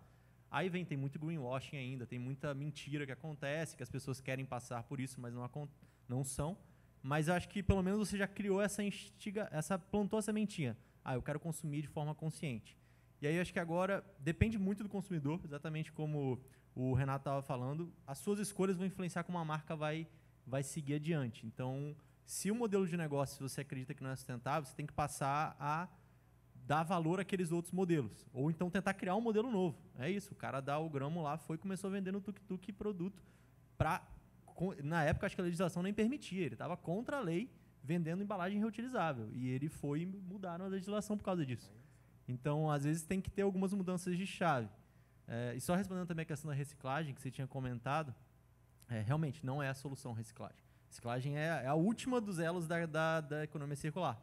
A gente tem muita coisa para chegar, mas se chegou até lá, que seja reciclado, que a gente consiga reintroduzir, e para isso a gente precisa desenhar produtos, embalagens e coisas que possam agregar valor. Acho que essa é a questão, mas no final das contas é modelo de negócio. Como que a gente vai moldar a economia para esse novo sistema? Aí tem muitas dúvidas, não sei como que a Coca-Cola vai fazer para resolver o problema dela, mas a gente criou essa dependência. Você consegue viver sem Coca? Talvez você consiga, mas talvez a pessoa do seu lado não consiga. Então, aí começa a entrar essa dualidade. O que a gente precisa ou não para sobreviver, o que é necessário, o que não é. Aí é uma coisa filosófica até, né, que a gente tem que... Temos... Só um comentário, desculpa. 100 empresas são responsáveis por 71% da produção de CO2 do mundo. É mais fácil mudar 100 empresas ou 8 bilhões de pessoas? 100 empresas... Então, acho que a empresa não são 100 cadeia, pessoas. né? É isso. Tem toda uma cadeia envolvida ali no meio. Acho que para você mudar 70... a empresa, acho que você pensar por outra perspectiva, são só essas 100 empresas que estão aí causando esse problema. Como que a gente pode... É mais fácil mudar a mentalidade dessas 100 realmente, para elas mudarem. Só que para fazer a transformação é muito difícil. E às vezes eu entendo que o problema está nas empresas, na maioria das vezes, mas muitas vezes o problema pode estar no nosso hábito de consumo também. A própria Levi's, quando fez uma análise de ciclo de vida do produto deles, do jeans, viu que o maior impacto ambiental estava na fase de lavagem. Ou seja, era o consumidor final, porque ele lavava o produto a cada uso lá nos Estados Unidos. Eles fizeram estudo nos Estados Unidos, a pesquisa. Eles falaram, cara, não, jeans não é feito para ser lavado a cada uso. Você pode usar não sei quantas vezes sem lavar. E isso levava o impacto ambiental dela absurdamente. E aí, depois que eles conseguiram fazer uma campanha para reduzir esse uso, essa lavagem excessiva, aí eles viram que o próximo impacto era o algodão, plantio do algodão. Aí eles estão tentando investir em plantio orgânico, coleta. Então, é um trabalho... Não existe um culpado, acho que essa é a questão. Todo mundo tem a sua fatia ali da responsabilidade. E não é simples como parece, né? O negócio nem parece simples. É um iceberg. Vamos para uma próxima pergunta para dar mais tempo? Então, Bel, eu me chamo Paula Ascioli, eu trabalho no segmento de moda há mais de 20 anos. Anteontem fui com um grupo fazer uma visita à Casa Farm, justamente para conscientizar, levar esse conhecimento de transformação na moda de uma forma mais sustentável. Mas eu acho interessante a costura que cada um fez aqui, né? Eu detesto essa palavra culpa, sabe? Eu acho que a responsabilidade é uma palavra muito mais correta. Então, a autorresponsabilidade, a punição, a premiação, a preocupação com essa coisa circular. E o que você falou sobre a Anvisa, junto um pouco com o que o Renato falou, da autorresponsabilidade. A Anvisa não permite isso, talvez porque as pessoas estejam fazendo coisas erradas quando vão fazer o refil, né? E aí é uma questão de responsabilidade. Alguns dias atrás eu tirei uma mini férias em Itacoatiara, que é meu paraíso desde a juventude, e foi uma decepção muito grande, porque eu não conseguia andar pela praia, porque era tanto caco de vidro na praia, era tanto caco de vidro, que eu falei, eu tenho que colocar as minhas havaianas, que eu detesto, não detesto a havaiana, eu gosto de andar pela areia, e peguei um saco e fiquei juntando os cacos. Meu marido falou, Paulo, você vai agora querer educar a galera aqui da praia? Eu falei, não, eu vou juntar tudo de caco de vidro num saco, para ver quanto que dá. Seriam vários pés cortados, várias pessoas hospitalizadas, ou se não fosse algo pior, né? E os cacos de vidro que eu vi dentro do saco, eu vi logo um colar. Comecei a imaginar um colar maravilhoso, com aqueles cacos de vidro lixados, né? Upcycling. Um upcycling, mas, assim, ninguém vai fazer isso, né? Então, eu acho que a questão, e eu estou muito com o Renato nessa ponta aí, é da autorresponsabilidade. Você não pode culpar a cervejaria, tudo.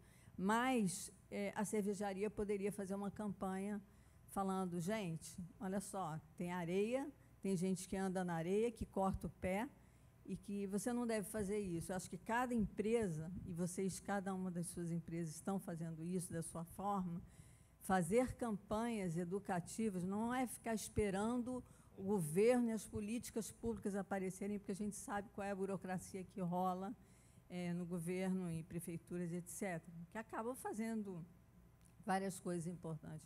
Eu acho que as empresas deveriam educar, ajudar a educar, como vocês estão fazendo, mas de uma forma mais, até mais maciça, já que vocês têm um poder de penetração, a capilaridade muito grande de todo mundo aqui, né? E a própria Firjan, fazer campanhas educativas para mostrar isso. Esses cacos de vidro que podem deixar pessoas no hospital poderiam se transformar em colar, mas não é o correto. Eu não deveria estar catando caco de vidro para pensar em fazer um colar maravilhoso para ser vendido lá na muda, talvez, entendeu? É educar todo mundo para essa autorresponsabilidade, porque acho que a palavra culpa é uma palavra muito feia para se usar. A responsabilidade, ela é correta. A roupa está ali para todo mundo usar. Alta costura, prêt-à-porter, fast fashion. Não adianta dizer que fast fashion é o demônio. Não é. As pessoas que decidem o que elas vão fazer e como elas vão descartar. Então, assim, tudo que vocês estão fazendo é admirável. Eu acho que, Bel, eu acho que é uma coisa da gente aplaudir de pé, porque são iniciativas de empresas que não são mega empresas, a Farm agora é global, mas que ajudam a educar as pessoas para isso, para não ter essa decepção de você andar numa praia e ter que colocar um calçado para andar na areia, para você não ser hospitalizado, porque a má educação, isso é má educação, de todo mundo, de todas as classes, estão mal educadas e precisam se educar para entender que o mundo é de todo mundo. E tem um ditado que diz que o que é de todo mundo não é de ninguém. Então, ninguém cuida porque é de todo mundo. É de todo mundo, eu não preciso cuidar. Então, parabenizar cada um de vocês por esse trabalho, mas, assim, colocar aí essa sugestão de cada empresa, de vocês fazer alguma ação educativa, sabe? Mostrando que a responsabilidade é de todos, da empresa, do governo e de quem compra também, na compra e no descarte. Né? Perfeito. Gente, estão levantando a plaquinha aqui do tempo. Eu acho que a gente tem tempo para uma última pergunta rápida. Ela tinha levantado a mão. A de laranja? Gente, se vocês conseguirem, façam os dois as perguntas. Pode fazer os dois. Eu vou fazer rápido, e aí eu dou para você, amigo. E aí a gente tenta fazer já um passadão de despedida aqui e eles respondendo. Tá, bom dia. Esse foi meu painel favorito. Aí, que não bom. só porque eu já conheço o Renato e a Pollen, ou porque eu sou fã da Farm, mas pela discussão rica e diversa que a gente teve aqui, né? Porque é isso que a gente vê lá fora também, diferentes opiniões, enfim. Mas a minha pergunta é uma pergunta simples, né? Quais são as possibilidades que a Pollen, a Muda ou a Farm oferecem para que o consumidor que conhece e tem o desejo de contribuir com o ciclo da economia circular participe disso? Então, como é que eu, com a roupa da Farm, participo desse movimento da Muda, ou eu, com as minhas embalagens do Hortifruti, participo desse ciclo aí de reciclagem, enfim. Legal, obrigada. Quer fazer a sua pergunta junto e a gente... Era só, mais assim um relato. Eu sou síndico do... Só vou pedir para ser muito sucinto por causa do tempo. É bem rápido mesmo. Só para informar todo mundo que coleta seletiva em condomínio é obrigação legal, tá? Aqui no Rio de Janeiro. Então, se você mora num condomínio aqui no Rio de Janeiro e não tem coleta seletiva, dá uma prensa no teu síndico, porque ele é obrigado a fazer. Ele tem que fazer isso aí. Tá? Outra coisa, a gente saiu de 8 containers de lixo para 3 containers de orgânico. A gente não conseguiu baixar isso. Tá? A gente não conseguiu. Isso foge da nossa responsabilidade. Então, a gente segrega tampinha para o Rio Ecopads, bateria. Por causa da pandemia, a gente teve que fazer agora a coleta de perfuro cortantes e de máscaras, né?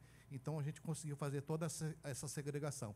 E a gente deixou de usar a Conlube e passou a contratar uma empresa, porque a gente não conhece o ciclo todo. Aí eu entro no teu negócio.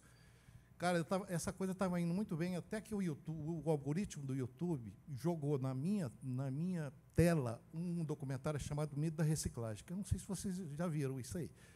Cara, aquilo foi devastador. Quem não viu, vejam o Mito da Reciclagem da BBC. Mito da Reciclagem. Cara, é devastador. É uma tristeza enorme ver aquele documentário. Eu me senti assim um babaca, inicialmente. Eu fiquei com a cara daquela inglesa lá que era uma ativista, que recolhia uma série de coisas. Ela estava sendo enganada por uma empresa, não estou falando que a Pollen é a TerraCycle, tá? Mas existe esse tipo de organização, né? E a gente tem que se blindar com esse tipo de coisa. Então, a vinda para esses eventos, assim, para mim é para reciclar, sabe? É reciclar a minha esperança também, porque eu estou muito pessimista com isso tudo, principalmente com a discussão do modelo econômico, entendeu? O que se mostrou lá é que esse modelo econômico de reciclagem ele é amplamente desfavorável com o novo, tá? O novo é muito mais barato. Tanto é que o próprio documentário fala que o investimento em novas plantas industriais para a indústria de plástico está orçado em 400 bilhões de dólares. E a produção de plástico vai dobrar em 20 anos. Isso é aterrador, é muito sinistro o cenário. Tá? Bom, gente, eu vou ter que encerrar. Eu queria que vocês respondessem a última pergunta, já se despedindo. E queria agradecer muito, acho que foi quente aqui, dá vontade de ficar mais tempo a gente discutindo, mas realmente a gente tem que seguir aqui. Então, por favor. Vou responder muito brevemente. Se quiser trazer iniciativas circulares, o Casulo está super aberto, é um espaço aberto. Para quem quiser ir lá co-criar, a oficina está aberta. Para quem precisar de apoio, de ajuda, não só marcas, designers, autorais, autônomos, todo mundo que tiver interesse. Sobre essa questão, realmente, a gente tem da reciclagem, esse desafio enorme, tipo, ainda é muito caro, o meu plástico reciclado é mais caro do que o plástico virgem.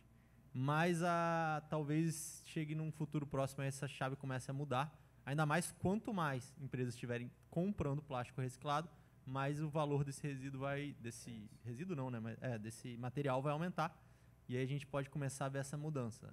E tem muitos investimentos, inclusive, em plantas de reciclagem, seja mecânica ou química, na indústria petroquímica. Só para saber também que não é só de plástico virgem, tem muitos de biopolímeros. Eles veem muito como um futuro também, mas ainda tem muitas de plástico tradicional, sim. Pode ter certeza que ainda vai perdurar muitos anos. Só para fechar, plástico a gente não entende como um problema, ele só tem que ser repensado a forma como a gente usa.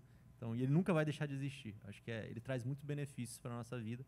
Então, acho que é só para dar esse fechamento do ponto de vista da Braskem. Pois é. Do lado de cá, eu acho que a gente, quando pensa em circularidade, a gente também pensa em outras iniciativas, né? Eu acho que hoje uma iniciativa que chega direto na cliente é a parceria com o Enjoei.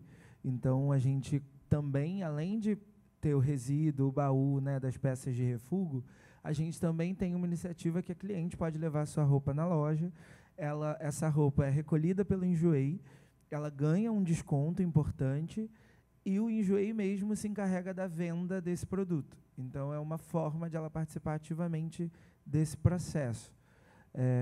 E eu acho que a gente não tem como perder a esperança, né? Eu acho que a gente vive vários movimentos cíclicos de frustração, de pânico, e depois a gente renova também a esperança. Eu acho que isso é muito importante para o nosso processo e para a própria vida, né? Para a nossa vitalidade. Então, eu sou um esperançoso também.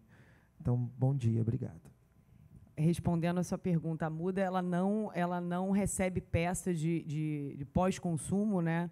A gente só compra as peças, né? Ou recebe o resíduo das marcas, né? Mas a gente tem alguns projetos dentro da Muda que são oficinas que, na verdade, ensina o cliente, o consumidor, a desenvolver produto com resíduo, né? Então, a gente teve uma oficina agora que você traz uma peça sua que você não usa mais e a gente transforma ela em uma nécessaire, numa cúpula de abajur ou um porta-vinho, enfim. Na verdade, o que a gente está fazendo é ensinando a você a transformar a sua peça, né, que ela tenha uma vida útil maior, né? Esse é o nosso objetivo, né? E a gente está com um projeto de logística reversa.